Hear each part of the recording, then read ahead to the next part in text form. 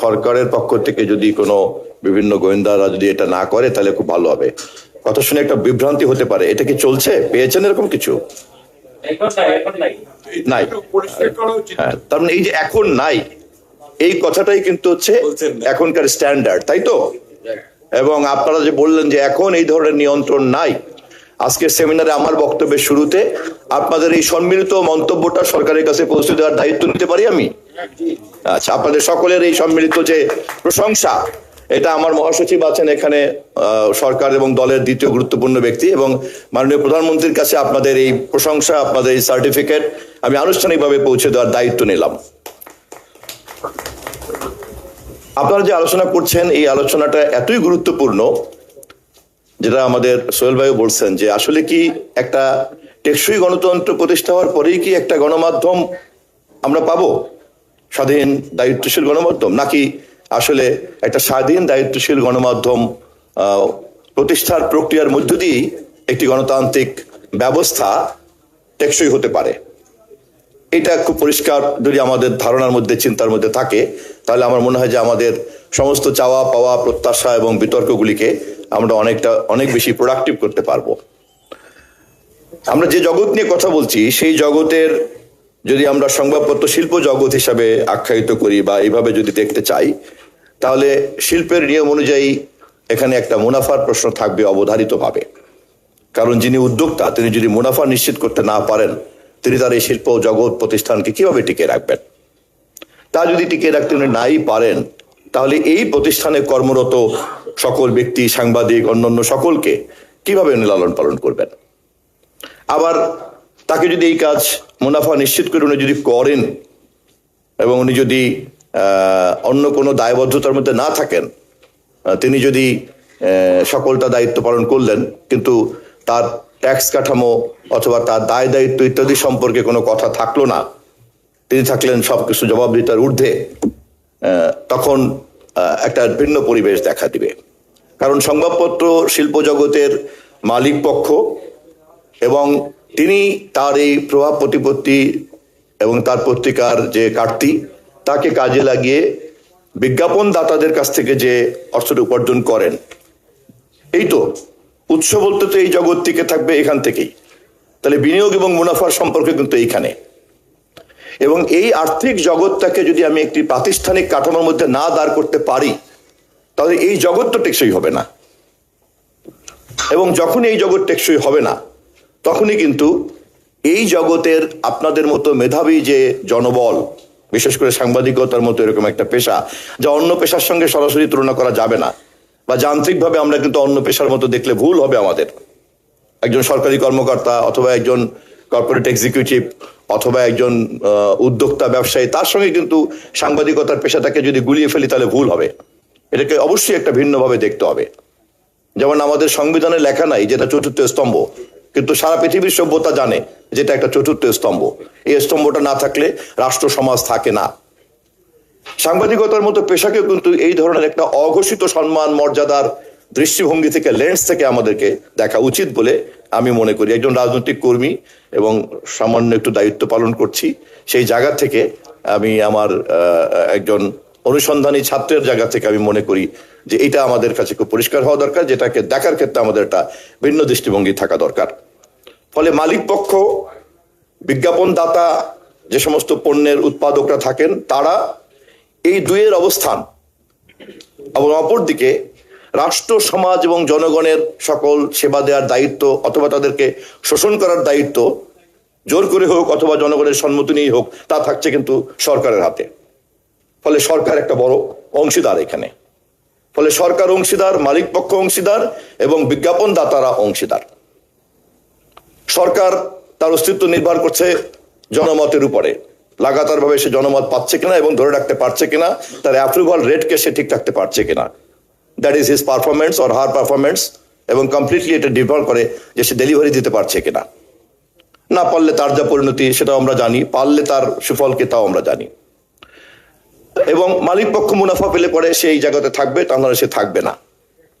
দেশে যদি একটা ব্যক্তিগত প্রাইভেট সেক্টরের ইকোনমি যদি বারবারন্ত থাকে, আমাদের দেশে যদি উৎপাদন কাঠামো যদি বারবারন্ত থাকে, ন্যাচারালি এখানে বিজ্ঞাপন দাতার অভাব হবে না। নানান রকম পণ্য উৎপাদন হবে, যে পণ্য উৎপাদনের মধ্য দিয়ে এবং তা বিপণনের মধ্য দিয়েই কিন্তু আমাদের অর্থনীতি গতিশীল থাকবে। ফলে অর্থনীতি গতিশীল থাকার জন্যই কিন্তু তাকে পাঠকের কাছে যেতে হবে। এভাবেই কিন্তু সাংবাদিক তার মেধাকে একটা পেশায় পরিণত করে পাঠক এবং দর্শক শ্রোতাদের কাছে এই জগৎকে নিয়ে কিন্তু আমাদের একটা ইকোসিস্টেম, মিডিয়া ইকোসিস্টেম। এর সঙ্গে নতুন যুক্ত হয়েছে ডিজিটাল প্ল্যাটফর্ম, সেখানে টেক জায়ান্টরা যুক্ত হয়েছেন, লাইক ফেসবুক, ইউটিউব ইত্যাদিরা টেক জায়ান্টরা একটা পার্টনার হয়ে দাঁড়িয়েছেন এবং তারা এতই শক্তিশালী যে পৃথিবীর ক্ষমতাবান অনেক রাষ্ট্রনায়করাও কিছুই করতে পারেন নাই, বরঞ্চ পাল্টা টেক সার্ভার তাকে জন্ম দিতে হয়েছে। আমি নাম বলতে চাচ্ছি না কূটনৈতিক কারণে, নিশ্চয়ই আপনারা জানেন। ফলে তারা একটা স্ট্রং পার্টনার হিসেবে ইন্ডিয়াতে কিন্তু ইন করেছেন। এর সঙ্গে নতুন করে যুক্ত হয়েছে কৃত্রিম বুদ্ধিমত্তা। এমন এমন অদ্ভুত ক্ষমতা এবং শক্তিশালী দাপট নিয়ে সে সোশ্যাল মিডিয়াতে এবং অন্যান্য সব জায়গাতে হাজির হয়ে যাচ্ছেন যে তার ক্ষমতার দৌড় কোথায় গিয়ে দাঁড়াবে এবং তা কতটা ভালো কতটা মন্দ সভ্যতা, এটা নিয়ে কিন্তু একটা গবেষণার মধ্যে এখনো আছে, তা কিন্তু নিষ্পত্তি হয়নি। অতএব আমরা যদি প্রকৃত অর্থে টেকসই গণতন্ত্রের জন্য গণমাধ্যমের ভূমিকা নিয়ে একটা সমাধানমূলক জায়গাতে আমাদের আলোচনাকে নিতে চাই অথবা এগিয়ে নিয়ে রাখতে চাই, তাহলে ইকোসিস্টেমের এই কমপ্লেক্সটা কিন্তু আমি মনে করি আমাদের সংশ্লিষ্ট সকলের ভালো করে বোঝা উচিত। পার্সিয়াল নলেজ থাকলে কিন্তু একটা মিসআন্ডারস্ট্যান্ডিং ডেভেলপ করতে পারে। আমি আকমলকে ধন্যবাদ জানাই যে আকমলের এই লেখার মধ্যে পরিপূর্ণভাবে তা না আসলেও আমার কাছে মনে হয়েছে যে চিন্তাকে উস্কে দেওয়ার জন্য যতটুকু থাকা দরকার ততটুকু সে কিন্তু লিখেছেন। তো সেই কারণেই আমি কথা বলার সুযোগ পেয়ে আমি মনে করি যে যেহেতু আমাকে আপনারা প্রধান আলোচক করেছেন, এই জন্য আমি একটু একাডেমিক্যালি ডিসকাশনের সঙ্গে এনগেজড হতে চাচ্ছি যে আমাদের দেশে এটা একটা সুযোগ এসেছে, জুলাইয়ে রক্ত এবং প্রাণের মধ্য দিয়ে একটা নতুন সম্ভাবনা তৈরি হয়েছে। আমাদের দেশে এটা একটা নতুন সুযোগ তৈরি হয়েছে। আমাদের প্রধানমন্ত্রী, রাষ্ট্রনায়ক, দেশনায়ক তারেক রহমান যেভাবে রাষ্ট্র মেরামত করে একটা নতুন সম্ভাবনাকে উনি তৈরি করতে চাচ্ছেন, হি ডাজ মিন বিজনেস, এটাকেও আমরা কিন্তু একটা সুযোগ হিসাবে কাজে লাগাতে পারি। ফলে গণমাধ্যমের সাংবাদিকতা জগৎ যেই মালিক পক্ষ যার উপরে নির্ভরশীল এবং যেই মালিক পক্ষ বিজ্ঞাপনদাতাদের উপরে নির্ভরশীল এবং যেই সরকার জনগণের সমর্থন ধরে রাখার জন্য পাঠক দর্শক নির্ভর যে সমাজ, তাকে আস্থায় রাখার জন্য যে তার লক্ষ্য আগ্রহ, সেখানে সরকার এবং মালিক পক্ষের একটা আন্তঃসম্পর্ক এই সমাজে তৈরি হয়ে যায়, যা আমরা বিগত সরকারের আমলে দেখেছি। সরকার এবং মালিক পক্ষে এক হওয়ার কারণে তারপরে কিন্তু পুরো ব্যাপারটার একটা নিয়ন্ত্রণ চলে যায়, সে কিন্তু সেখানে গিয়েছেও সেখানে। এবং বড় বড় গণমাধ্যম, বরঞ্চ নেপথ্যে দেখা গিয়েছে গণমাধ্যম জানা তার চেয়ে অনেক বেশি বড় বড় মিডিয়া হাউসের মিডিয়া জানি। রুপার্ট মার্ডক কিন্তু এই মুহূর্তে নিশ্চয়ই পৃথিবীর এই মুহূর্তে যারা $1 ট্রিলিয়ন টাচ করেছেন অথবা $1 বিলিয়ন ক্রস করেছেন, সেই ধরনের কিন্তু বিজনেস হাউসকে রিপ্রেজেন্ট করে উনি কিন্তু মিডিয়া জগতের মধ্যেই আছেন। ফলে এই সমস্যাগুলিকে যদি আমরা খুব ভালোভাবে বুঝি, তাহলে আমি মনে করি যে সমস্যার সমাধান করা খুব যে কঠিন তা না।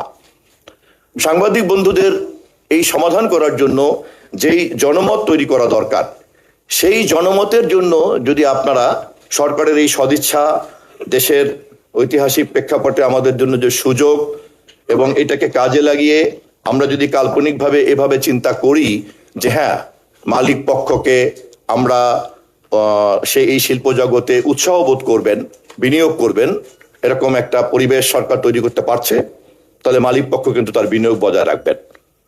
কারণ মালিক পক্ষ যদি সংবাদপত্র শিল্পের জগতের মুনাফার বিনিয়োগ এবং মুনাফা নিশ্চিত না পান, আমি যদি ধরে নেই যে কোনো ধরনের উদ্যোক্তা পাওয়া গেল না, তাহলে এই জগৎ কোত্থেকে থাকবে? তাহলে কি সরকার শুধু মালিক হবে? এটা কি সম্ভব? পৃথিবীর কোথাও কি আছে? তা হবে না। তাহলে মালিক পক্ষ যাতে এখানে থাকেন, সে তার জন্যও কিন্তু আবার দেশে যদি প্রকৃত অর্থেই একটা বেসরকারি খাতের অর্থনীতি যদি আপনার গতিশীল না থাকে, তাহলে বিজ্ঞাপনদাতা কোথায় পাবেন? বিজ্ঞাপন আসবে কোত্থেকে? মালিক পক্ষ এখানে কেন ইনভেস্ট করবেন? আর তো কোনো সোর্স নাই ইনকামের। আর সাধারণ পাঠকটা হচ্ছে সংবাদের বস্তুনিষ্ঠ এবং গ্রহণযোগ্যতার কারণে এখানে ভিড় করবেন, সেটা ডিজিটাল প্ল্যাটফর্মে করুন, সেটা ইলেকট্রনিক প্ল্যাটফর্মে করুন, অথবা সেটা হার্ড কপি পাঠ করেই করুন। ফলে এখানে যত কোটি কোটি কোটি কোটি মানুষ ভিড় করবে, তত বেশি কিন্তু মালিক পক্ষ এবং বিজ্ঞাপনদাতাদের কিন্তু সংযোগ থাকবে। এই পুরো ব্যবস্থাটাকে আমরা যদি একটা রেগুলেশনের মধ্যে আনতে পারি, নট কন্ট্রোল, সেই রেগুলেশন মধ্যে জানতে পারি এবং প্রত্যেকের যার যার ন্যায্য পাওনা, মালিকের ন্যায্য পাওনা, মালিকের ন্যায্য ব্যবসায়িক পরিবেশ, মালিকের ন্যায্য মুনাফা নিশ্চিত করা এবং বিজ্ঞাপনদাতাদের বেসরকারি উৎপাদন অর্থনীতির যে অর্থনীতি বান্ধব যে রাজনীতি সমাজ পরিবেশটাকে নিশ্চিত করা। এবং তখন কিন্তু স্বয়ংক্রিয়ভাবেই এই জগতের সাংবাদিকরা একটা ওয়েজ বোর্ডের মধ্যে আসবেন, সেখানে তারা মর্যাদাবান বেতন পাবেন, তার পরিবেশের নিশ্চয়তা পাবেন। মালিক পক্ষে এই চুক্তিতেই কেবলমাত্র তখন শিল্পের সমস্ত ধরনের লাইসেন্সগুলি তিনি পাবেন অথবা তিনি ধরে রাখতে পারবেন। বিজ্ঞাপনদাতারাও যার যার মতো করে যখন কাঠামোতে থাকবেন এবং তার ইনকাম অনুযায়ী যখন তিনি আরো বেশি বেশি করে পণ্য উৎপাদন করতে পারবেন, তখন সেখানে বিজ্ঞাপনের প্রবাহ বাড়বে। তখন সরকার এই সকলের ন্যায্য স্বার্থকে নিশ্চিত করার মধ্য দিয়ে সাংবাদিকতার পেশার নিরাপত্তা এবং মর্যাদাকে বৃদ্ধি করার জন্য এই মহলগুলিকে তখন অ্যামিকেবলি, নট প্রেশার, অ্যামিকেবলি কিন্তু তখন একটা সেটেলমেন্টে আসতে পারবেন। এই ক্ষেত্রে আমি ব্যক্তিগত একটা মত বলে রাখি যে প্রথমেই আমি চেষ্টা করছি এবং সরকারের অনেকেই ব্যাপারে একমত যে সাংবাদিকতা পেশা এবং সংবাদপত্র শিল্প জগৎকে একটা ভিন্নভাবে বিবেচনা করা যায় কিনা। কেননা অন্য কোনো পণ্য উৎপাদনের মতো মুনাফার প্রবৃদ্ধিটা কিন্তু এখানে চটকরে এরকম না। তাহলে মুনাফা না থাকলে উদ্যোক্তা থাকবে না, তাহলে কি এই জগৎ থাকবে না? তাহলে এই জগৎকে ধরে রাখার জন্য এবং এখানে বিনিয়োগকারীদেরকে ধরে রাখার জন্য এবং তার মুনাফার প্রভাবকে ঠিক রাখার জন্য আমাকে প্রথমে একটা ইকোসিস্টেম ডেভেলপ করতে হবে। এটা যদি আমরা করতে পারি, আমি মনে করি যে তখন ওই মালিকও কিন্তু তার মুনাফা নিশ্চিত হওয়ার কারণে আপনার সাংবাদিকদের স্বাধীনতা দেওয়া, মর্যাদা দেয়া, ওয়েজ বোর্ড দেয়া, তাকে নানান রকম ইনসেনটিভ দেয়া, এর বাইরে আপনার আবার সমাজে সেরকম সম্মান মর্যাদা তো আছেই। কারণ এটা এমন একটা পেশা যা সরকার, মালিক, অর্থনীতি, সমাজ, রাষ্ট্র সকলের জন্যই কিন্তু এটা খুব জরুরিভাবে দরকার হয়ে পড়বে। ফলে আমি আপনাদের সকলের কাছে এইভাবে বিবেচনা করার জন্য আহ্বান রাখছি যে আমাদের প্রথমত সরকার পক্ষ এবং মালিক পক্ষ এবং দেশের উৎপাদনশীল অর্থনীতির নিশ্চয়তাটা হচ্ছে আমি মনে করি কি পয়েন্ট।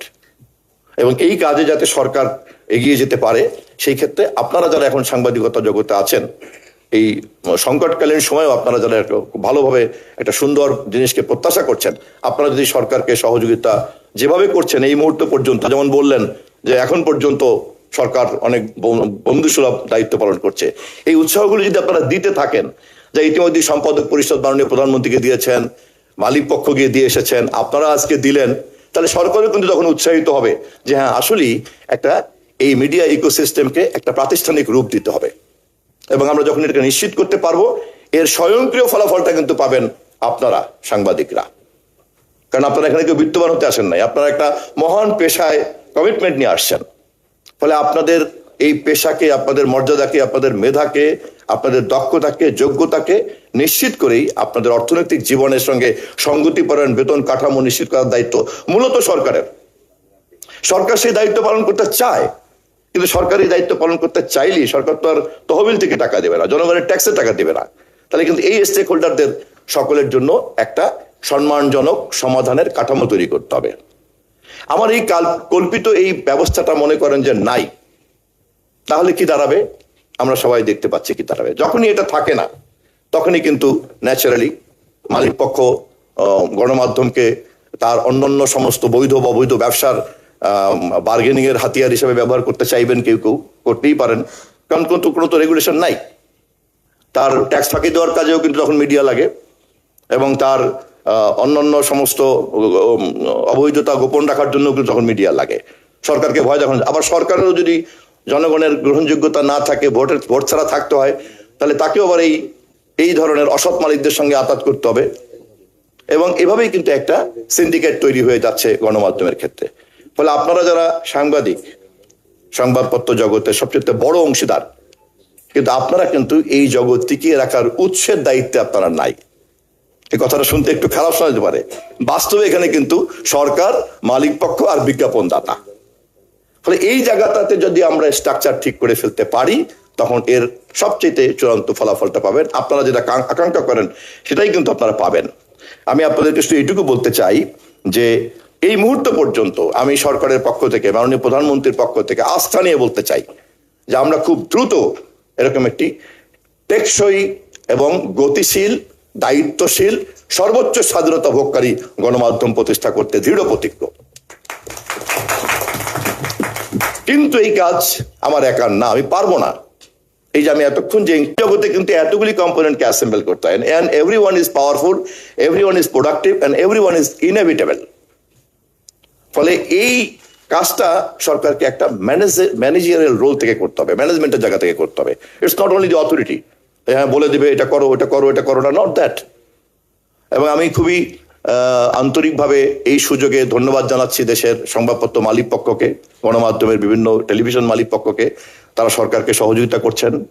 আমি ধন্যবাদ জানাচ্ছি দেশের অন্যান্য সংশ্লিষ্ট সকল মহল, বোদ্ধারা, যারা রাতে আমাদের এই কাজে সবচেয়ে বড় অনুপ্রেরণাদাতা হিসেবে কাজ করেছেন। স্বাধীনতা সম্পর্কে এখানে কিন্তু খুব একটা আলোচনা হয় নাই। আমি একমাত্র এখন টিভির কথার মধ্যে যেটুকু আসছিল আমি ওইটুকু বললাম। বাকি সব কথাই কিন্তু আপনারা যা বলেছেন তা কিন্তু ইনফ্যাক্ট দায়িত্বশীলতার কথা আলোচনা করেছেন। আপনাদের আলোচনায় প্রমাণ করে যে গণমাধ্যম জগতের সংকটের ভর কেন্দ্র কিন্তু শিফটেড হয়ে গিয়েছে। আগে এটার ভর কেন্দ্র ছিল কিন্তু স্বাধীনতা আছে কি নাই, সরকার নিয়ন্ত্রিত কি নিয়ন্ত্রিত না। এখন কিন্তু এটা শিফট হয়ে গেছে যে whether it is productive responsibility or not। ফলে এটাও কিন্তু আজকের এই সেমিনারের মধ্যে দিয়ে, আপনাদের আলোচনার মধ্যে দিয়ে কিন্তু বেরিয়ে এসেছে। ফলে এখনকার জগতে আপনার বিশেষ করে ডিজিটাল প্ল্যাটফর্মে যখনই যেহেতু দিনকে দিন এখানে বাড়ছে এবং সংবাদ মাধ্যমের উৎস এবং মঞ্চ হিসাবে প্রায় সিংহভাগ কিন্তু ডিজিটাল প্ল্যাটফর্ম, তো সেখানে কিন্তু এখন ক্লিন ইনফরমেশন এবং পলিউটেড ইনফরমেশনের ব্যাটেলটা কিন্তু এখন প্রধান হয়ে গিয়েছে। ফলে ক্লিন ইনফরমেশন প্রোটেক্ট করার জন্য যে জার্নালিজম আর পলিউশনের জন্য যে জার্নালিজম, দুটোই কিন্তু জার্নালিজম। এখানে জার্নালিজম একটা পুত পবিত্র জিনিস মনে করার কোনো কারণ নাই, রাজনীতি যেমন একটা পুত পবিত্র জিনিস মনে করার কোনো কারণ নাই। হিটলারও রাজনীতিবিদ ছিলেন, আর যারা হিটলারকে হটিয়ে দেশে আজকের এই পরিস্থিতি তৈরি করেছেন জার্মানে, তারাও রাজনীতিবিদ ছিলেন। ফলে রাজনীতি এবং সাংবাদিকতা কিন্তু এক কথায় কোনো পুত পবিত্র জিনিস হতে পারে না। আমরা কে কিভাবে এটাকে চর্চা করি তার উপর এটাকে নির্ভর করে। ফলে ডিজিটাল প্ল্যাটফর্মের জগতে এটা আরো এই ঝুঁকিটা বেড়ে গিয়েছে। ফলে এখন ক্লিন ইনফরমেশনকে প্রোটেকশন দেয় হচ্ছে জার্নালিজমের মূল ইথিক্স, এবং ডিসঅনেস্ট জার্নালিজমকে কমব্যাট করা, ব্যাটল করা, এটাও কিন্তু জার্নালিজম, অনেস্ট জার্নালিজমের কাজ। ফলে শুধুমাত্র সরকার বনাম সাংবাদিক তা না, মালিক পক্ষ বনাম সাংবাদিক তা না, বরঞ্চ অপতথ্য বনাম সঠিক তথ্য, মিথ্যা বনাম সত্য এবং অসৎ সাংবাদিকতা বনাম বস্তুনিষ্ঠ সাংবাদিকতার লড়াই হচ্ছে এই মুহূর্তের বড় চ্যালেঞ্জ। ধন্যবাদ সবাইকে। ধন্যবাদ আজকের আয়োজনের প্রধান আলোচক জনাব জহিরুদ্দিন স্বপন এমপি, মাননীয় মন্ত্রী তথ্য ও সম্প্রচার মন্ত্রণালয়। আমরা এখন চলে যাব প্রধান অতিথির বক্তব্যে। তার আগে ধন্যবাদ জ্ঞাপন এবং সভাপতির বক্তব্য দেবেন টেলিভিশন এডিটর্স কাউন্সিলের আহ্বায়ক ও আজকের আয়োজনের সভাপতি জনাব আব্দুল হাই সিদ্দিক। জনাব আব্দুল হাই সিদ্দিককে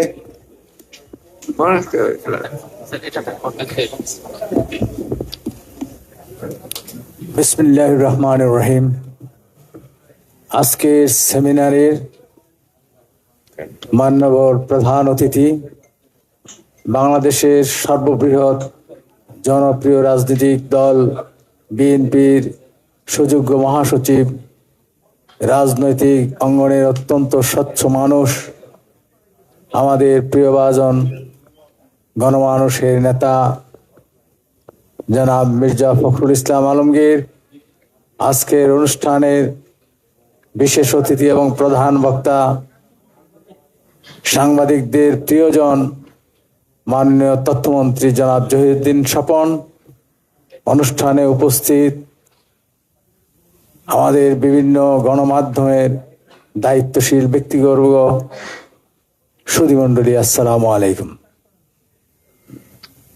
আমাদের প্রধান অতিথি বক্তব্য রাখবেন, সঙ্গত কারণে আমি লম্বা বক্তব্য দেওয়ার সুযোগ নেই।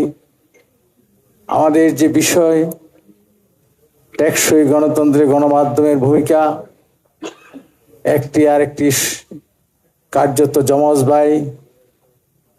যেখানে মুক্ত গণমাধ্যম থাকবে সেখানে গণতন্ত্র টেকসই হবে। আবার যদি গণতন্ত্রকে সত্যিকার অর্থে গণতান্ত্রিক ব্যবস্থায় রূপান্তর করতে হয় তাহলে স্বাধীন গণমাধ্যম অপরিহার্য। আবার সেই গণমাধ্যমই সত্যিকারের গণমাধ্যম, যেখানে জনমতের সত্যিকার প্রতিফলন ঘটবে। একই সঙ্গে দায়িত্বশীলতা একটি বিষয় আছে, তার সমন্বয় ঘটবে। তখনই স্বাধীন এবং মুক্ত গণমাধ্যম কার্যকর ভূমিকা রাখতে সক্ষম। এবং একটি গণতান্ত্রিক সমাজ ব্যবস্থায় গণমাধ্যম, বাক স্বাধীনতা, মুক্ত সমাজ ব্যবস্থা, মানবিক সমাজ ব্যবস্থা সবকিছু একটির সঙ্গে আরেকটি অঙ্গাঙ্গিভাবে জড়িত। আমি বিশেষ করে আমাদের যারা সদস্য নানান ব্যস্ততার মধ্যে শুক্রবার দিন এসেছেন তাদের প্রতি কৃতজ্ঞতা প্রকাশ করছি। আমি কৃতজ্ঞতা প্রকাশ করছি আমাদের প্রধান অতিথি জননেতা মির্জা ফখরুল ইসলাম আলমগীর সাহেবকে, আমি জহিরুদ্দিন স্বপন ভাই সহ আমাদের যারা মারুফ কামাল খান সোহেল ভাই, সৈয়দ আব্দুল আহমেদ ভাই, সাংবাদিক নেতা কাদের গনি চৌধুরী, কবি হাসান হাফিজ, ওয়াদা সম্পাদক শফিকুল আলম সহ সবার প্রতি কৃতজ্ঞতা এবং ধন্যবাদ জানিয়ে আমি আমার বক্তব্য শেষ করছি। আল্লাহ হাফেজ। সরি, আমাদের মাঝে আমাদের আরেক পরম মানুষ, ঢাকা বিশ্ববিদ্যালয়ের সম্মানিত ভাইস চ্যান্সেলর, অত্যন্ত ভালো মানুষ, সকলের কাছে একজন প্রিয় মানুষ, আমাদের অত্যন্ত প্রিয় প্রফেসর ডক্টর ABM ওয়াহিদুল ইসলাম সাহেব আছেন। আমি তার প্রতি কৃতজ্ঞতা প্রকাশ করছি। ধন্যবাদ ডক্টর আব্দুল সিদ্দিক। এখন প্রধান অতিথির বক্তব্য নিয়ে আসবেন বিএনপি মহাসচিব, মাননীয় মন্ত্রী, স্থানীয় সরকার ও পল্লী উন্নয়ন মন্ত্রণালয়, জনাব মির্জা ফখরুল ইসলাম। আমি প্রথমেই ধন্যবাদ জানাতে চাই আমাদের আপনাদের প্রতিষ্ঠানটার নাম কি, টেলিভিশন এডিটর্স কাউন্সিলকে, যে তারা আজকে যে সেমিনার আয়োজন করেছেন টেকসই গণতন্ত্রে গণমাধ্যমের ভূমিকা, এটা অত্যন্ত, এবং যিনি মূল প্রবন্ধ পাঠ করেছেন, রচনা করেছেন, তিনিও অত্যন্ত দক্ষতার সঙ্গে এই বিষয়ের উপরে তার প্রবন্ধ উপস্থাপন করেছেন। এখানে আলোচনা হয়েছে অত্যন্ত চমৎকার। বিশেষ করে আমাদের প্রধান আলোচক, তিনি তার তাত্ত্বিক বক্তব্যের মধ্য দিয়ে সমস্যাগুলোকে অত্যন্ত চমৎকারভাবে সুন্দর করে তুলে ধরেছেন। বিষয়টা হচ্ছে যে আসলে গণতন্ত্র জিনিসটা কি, আমার কাছে যেটা মনে হয়, আমি খুব সাদা মোটা ভাষায় কথা বলি, আমার কাছে যেটা মনে হয় গণতন্ত্র হচ্ছে যে স্বাভাবিকভাবে যে বৃহত্তর জনগোষ্ঠী যেভাবে দেশ চালাতে চায় সিস্টেমটাই হচ্ছে গণতন্ত্র, যদি তাদের কথা মতো দেশ চলে। অর্থাৎ জনগণ কথাটা কিন্তু খুবই আপনার আপেক্ষিক।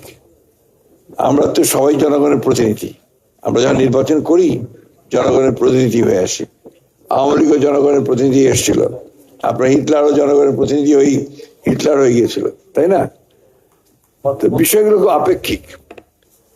মোটা কথা আমি যেটা বুঝি যে গণতন্ত্র মানে হচ্ছে যে একটা দেশের মানুষ যেভাবে, বৃহত্তর জনগোষ্ঠী যেভাবে চাইবে সেইভাবে দেশটাকে পরিচালনা করা, এবং সেটা একটা রুল বেসড আপনার নিয়মের মধ্য দিয়ে চলা।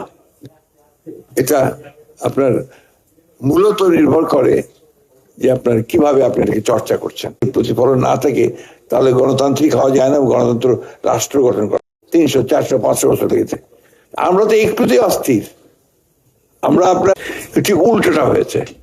আপনার শেখ মুজিবুর রহমান সাহেব আওয়ামী লীগকে নিয়ে এই দেশে একটা চরম দুঃশাসন, গণতন্ত্র বিরোধী একটা স্বৈরাচারী শাসন চালিয়ে গেছে, এবং শেষ পর্যন্ত একটা একদলীয় শাসন। আপনি দেখুন আপনাদের এই যে আমাদের তথ্যমন্ত্রী হিসাবে যে বিভিন্ন প্রতিষ্ঠানগুলো আছে, একটা তথ্য কমিশন আছে না, তারপরে মাস কমিউনিকেশন আছে, PID আছে, সেই প্রতিষ্ঠানগুলোর অবস্থা দেখুন কি অবস্থা হয়েছে। সেগুলোতে কিভাবে এক একজন এক এক সময় এক একভাবে চিন্তা ভাবনা করে কিভাবে সেগুলোকে বিনষ্ট করেছে। আমি আপনাদের সঙ্গে চলাফেরার কারণে আপনাদের সমস্যাগুলো আমি কিছুটা অনুধাবন করতে পারি। কারণ যে কথাটা আমাদের তথ্যমন্ত্রী সাহেব বললেন, যে মূল বিষয়টা হচ্ছে যে এখানে তো মালিক পক্ষ একটা বিরাট পক্ষ, এবং আমাদের দেশে মালিক পক্ষ কারা সেটা আমরা খুব ভালো করে জানি সবাই। লোন হাজার হাজার কোটি টাকা নিয়েছেন এক একজন, আর লোনের জন্যই তাদেরকে কিন্তু সবসময় বেশিরভাগ সময় সরকারের মুখাপেক্ষ হয়ে থাকতে হয় বা তাদেরকে দাবিদারি করতে হয়। এমন সাহসী ওই ধরনের কারো পক্ষে সম্ভব না যে তারা আপনার সরকারের সমালোচনা করবে, সেটা খুব রেয়ার। রেয়ার কথা। তো এটা থেকে এটা বাস্তবতা। এখানে যারা আপনারা আছেন চেষ্টা করেন আপনারা সবসময় যে সত্য কথাটা বলবেন, সত্য কথাটা লিখবেন, কিন্তু সবসময় তো আপনারা পারবেন না। আমি এখন জানি এখন তো সরকার যেটা আমাদের তথ্যমন্ত্রী সাহেব বলেন যে সরকারের কোনো চাপ নেই। তথ্যমন্ত্রী সাহেব নিশ্চয়ই আপনাদের কোথাও ফোন করে একজনও বলেননি যে এটা কেন লিখলেন বা এটা লিখলেন না কেন বা দিলেন কেন। তখন তো আপনারা একদিন বলেছেন যে আমরা নিজেরাই ঠিক করে নিই যে এটা লেখা উচিত হবে কি উচিত হবে না। তো সেটা আপনারা কেন করেন? এখন তো করার কোনো দরকার নেই, প্রয়োজনে কেউ তো আপনাকে তুলে নিয়ে যাবে না বা আয়না ঘরে দিয়ে দেবে না। Write the truth. তো এই জিনিসটা আপনার নিজের উপর নির্ভর করবে আমাদের। তো আমরা যারা গণতন্ত্রকে টেকসই করতে চাই, আমার প্রথম কথা হচ্ছে সেই গণতন্ত্রকে টেকসই করার জন্য এটাকে আমাকে চর্চা করতে হবে। আমরা যারা গণতন্ত্রের জন্য কাজ করছি, গণতন্ত্রের জন্য লড়াই করছি, সংগ্রাম করছি, 3 মাস 4 মাস গেল না আমরা এখন রাস্তায় নেমে গেছি। রাস্তায় নেমে আমরা বলছি যে সরকার ব্যর্থ, এই মুহূর্তে পদত্যাগ করতে হবে। আমরা বলছি যে 5 বছর যেতে দেবো না, একদম ফ্যাসিস্ট ভাষায়, আওয়ামী লীগের ভাষায় কথা বলা হচ্ছে, হাসিনার ভাষায়, যে 5 বছর যেতে দেবো না, আগেই শেষ করে দেবো। তো এই ভাষাগুলো তো গণতন্ত্রের ভাষা না। আপনি পার্লামেন্টে আসেন, পার্লামেন্টের কথাগুলো বলেন, বলা হয়েছে পার্লামেন্টের কথা। আপনার জুলাই সনদ নিয়ে কথা আছে, গণভোট নিয়ে কথা আছে, এগুলো পার্লামেন্টেই সমাধান করা যায়। কিন্তু আমরা দেখেন আমাদের যারা আমরা গণতন্ত্রের কথা বলি, আমরা যুদ্ধ করি, সংগ্রাম করি, লড়াই করি, আমরাই তো এটা মানতে চাই না। আমরাই তো আমরা বেরিয়ে গেছি এখন আমি মব ক্রিয়েট করে জোর করে এটাকে যাওয়ার চেষ্টা। ভয়ঙ্কর ভাষাগুলো যেগুলো আপনার, সেগুলো কিন্তু আপনার একদম হাসিনার ভাষার সঙ্গে আমি তার কোনো পার্থক্য দেখি না। তো এই যে ভাষায় যদি আমরা কথা বলতে থাকি, তাহলে তো আমার গণতন্ত্র কোথায় হবে, কি করে হবে? আপনার আমি প্রথমে সেক্রেটারিয়েট গাও করে সেক্রেটারি ঢুকে পড়বো, এই ইন্টারভিউ কবে যখন ছিল তখন ভিতরে ঢুকে গিয়েছিল, মব ক্রিয়েট করে ভিতরে ঢুকে গিয়েছে একদম, এবং আপনার সেক্রেটারিকে তছনছ করে দিচ্ছে। গতদিন আপনার প্রেসিডেন্টের একটা অনুষ্ঠান ছিল, প্রধানমন্ত্রী ছিলেন, একটা রাষ্ট্রের একটা অনুষ্ঠান, সেইখানে একটা বিশ্রী একটা ভুল হতে পারে, ভুল তথ্য থাকতে পারে, বিষয়টা নিয়ে কথা বলা যেতে পারে, কিন্তু তার জন্য একটা বিশ্রী একটা অবস্থা তৈরি করে in presence of the diplomats যে অবস্থা তৈরি করা হলো, এটা কখনোই আপনার গণতন্ত্রের জন্য উপযোগী নয়। এটা গণতন্ত্র হতে পারে না এইভাবে। সুতরাং আমরা সবাই চাই যে আমরা একটা চমৎকার একটা গণমাধ্যম থাকবে, সেই গণমাধ্যমের মধ্য দিয়ে আলোচনা সমালোচনা সবকিছু হবে। এটা তো আপনার আমাদের সেই আমরা ইকোনমিক্সে পড়তাম, আপনার যে পারফেক্ট কম্পিটিশনের একটা আপনার সংজ্ঞা ছিল, যে সব শেষে বলতো other things remaining the same, অর্থাৎ যদি এগুলো সব ঠিক থাকে তাহলে এটা হবে। এখন আমাদের অবস্থাটা দাঁড়িয়েছে এটা আর কি। এখন এটা আপনার নির্ভর করবে কালচারের উপরে, আপনি কিভাবে প্র্যাকটিস করছেন। আমাদের তথ্যমন্ত্রী খুব সুন্দর কথা বলেন, উনি তাত্ত্বিকভাবে চমৎকারভাবে কথাবার্তা বলেন, কিন্তু প্র্যাকটিস তো করতে হবে আপনাদেরকে। আমরা যারা স্টেক হোল্ডার্স আছি, আমরা তার সঙ্গে আছি। এখন আপনার ধরেন আমাদের, আমি কারো নাম বলবো, নাম বললে আবার ভুলে যাবে, সলিমুদ্দিন সাহেব, তিনি পত্রিকার মালিক বা তিনি আপনার ইলেকট্রনিক মিডিয়ার মালিক।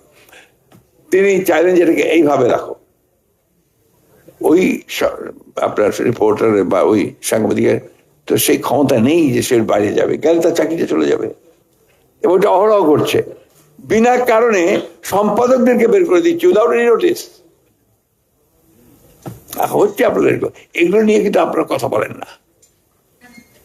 আপনাদের এখন পর্যন্ত আমি আপনাদের কোনো অ্যাসোসিয়েশনের পক্ষ থেকে, ইউনিয়নের পক্ষ থেকে, সাংবাদিকদের পক্ষ থেকে জোরালো ভাষায় এগুলোর বিরুদ্ধে কোনো কথা বলতে শুনিনি।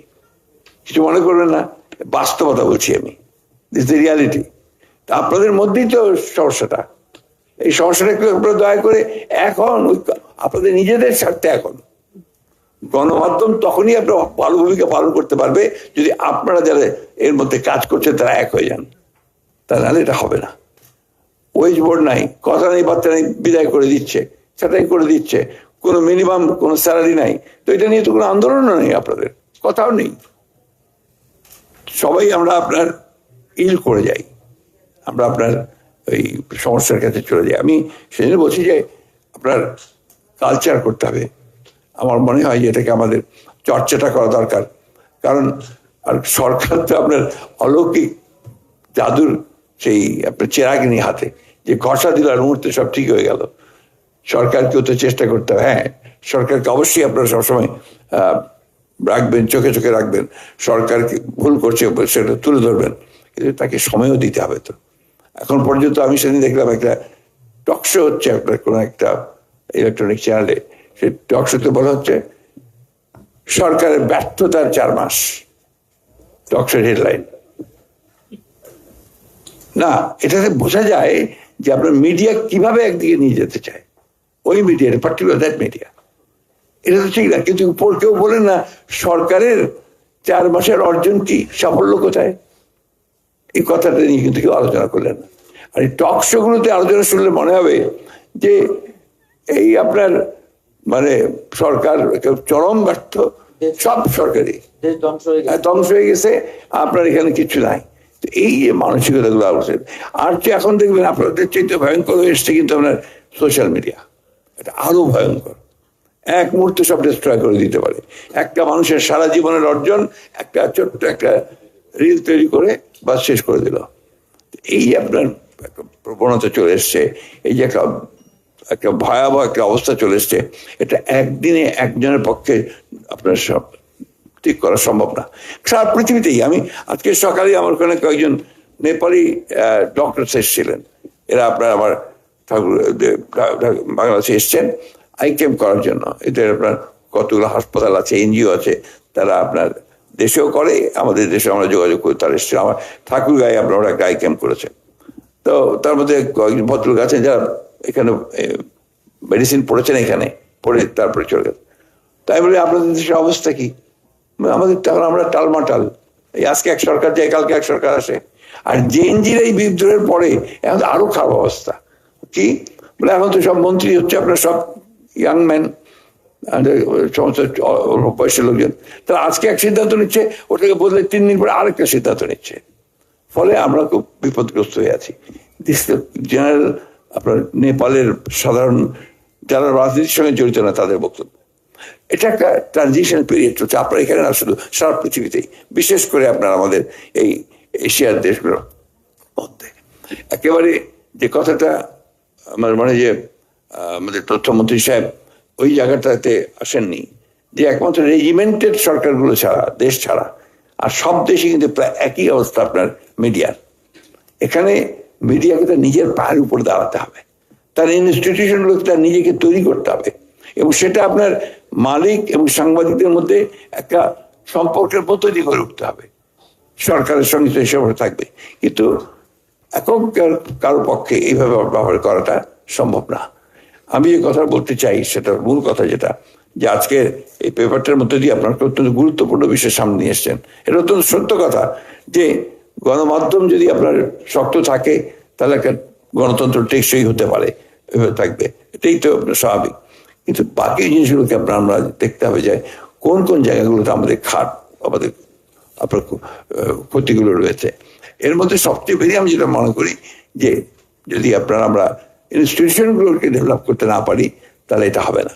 তাই প্রথম কাজ হচ্ছে আমাদের ইনস্টিটিউশনগুলোকে ডেভেলপ করা, যেটা আমাদের তথ্যমন্ত্রী সাহেব বলেছেন যে ইনস্টিটিউশনগুলো ডেভেলপ করার জন্য কতগুলো কাজ আমাদেরকে করতে হবে, সেই কাজগুলো আমরা করতে চাই। খুব কঠিন কাজ।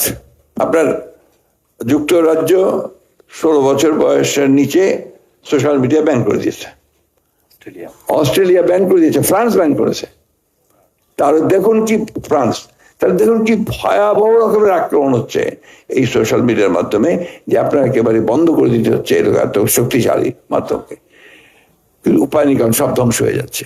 তো এই জায়গায় অতি দ্রুত, অতি অল্প সময়ের মধ্যে সরকার সবকিছু ঠিক করে ফেলবে এটা মনে করার তো কোনো কারণ নাই। আর এই সরকার যে একটা ট্রানজিশনের মধ্যে দিয়ে এসছে, আপনার বিএনপিকে সবসময় আপনাদের মনে রাখতে একটা কথা, বিএনপির একটা কি বলবো, এটা একটা ডেস্টিনি বোধহয়, যে বিএনপি সবসময় আপনার একটা ধ্বংসস্তূপ পায়। উত্তরাধিকার সূত্রে যখন আসে তখন একটা ধ্বংসস্তূপ। আপনারা দেখেন গ্যাসের সংকট হচ্ছে, গ্যাসের সংকট কি বিএনপি তৈরি করেছে? লাস্ট গভর্নমেন্ট একটা এক্সপ্লোরেশন করে নাই, একটা আপনার এক্সপ্লোরেশন দিয়ে যায় নাই, এবং যে সিস্টেম তৈরি করেছিল যে ইম্পোর্ট ছাড়া আর কোনো কিছু করা যাবে না অবস্থা, গোটা ইকোনমিটাকে সেভাবে তৈরি করেছিল। আপনার এনিওয়্যার আপনি যাবেন, ইলেকট্রিসিটি আপনারা সবাই জানেন বিদ্যুতের ক্ষেত্রে কি হয়েছে, এই সমস্ত আপনার কুইক রেন্টাল পাওয়ার হাউস নিয়ে এসে ধ্বংস করে দিয়েছে, এখন সে বিদ্যুৎ নিয়ে আমাদের সমস্যায় পড়তে হচ্ছে। ব্যাংকগুলো শেষ হয়ে গেছে, কিচ্ছু নাই এগুলো, লক্ষ লক্ষ, আপনারা আমার চেয়ে ভালো জানেন সভাপতি। এখন ওই ব্যাংকগুলোকে ঠিক করতেই তো আপনার সমস্যা তৈরি হচ্ছে। যাই হোক, আমাদের আপনার সময় হয়ে আসছে, আমি বক্তব্য শেষ করব। আমি তো এই কথা বলতে চাই, আপনারা অস্থির হবেন না এবং আপনারা ধৈর্যটাকে রাখতে হবে, সহনশীলতা রাখতে হবে, নাহলে গণতন্ত্রকে কখনোই এগিয়ে নেওয়া যাবে না। আর পরমত সহিষ্ণু হতে হবে, এটা আমাদের সবাইকেই হতে হবে, সরকারকে হতে হবে, মিডিয়াকে হতে হবে, এবং যারা মালিক আছে তাদেরকে হতে হবে। এই বিষয়গুলোকে সামনে রেখে আসুন সামনের দিনগুলোতে আমি বিশ্বাস করি যে আমাদের নেতা তারেক রহমান সাহেব তিনি যেভাবে চিন্তা ভাবনা করে এগুচ্ছেন, কাজ করছেন, আমরা যদি সময় নিয়ে ধৈর্য ধরে তার সঙ্গে কাজ করি, ধৈর্য কথাটা খুব ইম্পর্টেন্ট আছে এখানে, যদি কাজ করি তাহলে নিশ্চয়ই আমরা একটা জায়গায় পৌঁছতে পারবো যেখানে গণতন্ত্রকে একটা টেকসই জায়গায় আমরা নিয়ে যেতে পারবো। এই কথা বলে আপনাদের সকলকে ধন্যবাদ জানিয়ে আমি বক্তব্য শেষ করছি। ধন্যবাদ মাননীয় প্রধান অতিথি মির্জা ফখরুল ইসলাম আলমগীর এমপি, মহাসচিব, বাংলাদেশ জাতীয়তাবাদী দল বিএনপি। আজকের অনুষ্ঠান সফল করবার জন্য উপস্থিত সবাইকে আমাদের সংগঠনের পক্ষ থেকে আন্তরিক শুভেচ্ছা জানাচ্ছি, আন্তরিক ধন্যবাদ জানাচ্ছি।